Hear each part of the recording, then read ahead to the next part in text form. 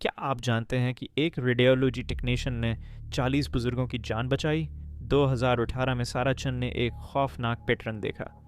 بزرگ مریضوں میں مشکوک فریکچرز۔ انتظامیہ نے کہا یہ محض اتفاق ہے، لیکن سارا نے دیکھا کہ تمام متاثرہ مریضوں کا علاج ایک ہی نائٹ نرس سے ہوا تھا۔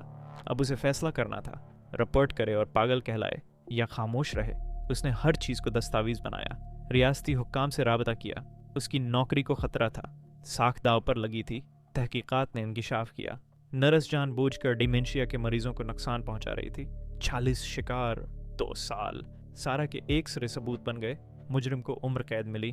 2 سپروائزرز بھی گرفتار ہوئے جنہوں نے شکایات نظر انداز کی تھیں۔ ایک فیصلے نے سب کچھ بدل دیا، کیونکہ کبھی کبھی خاموش رہنا سب سے بڑا جرم ہوتا ہے۔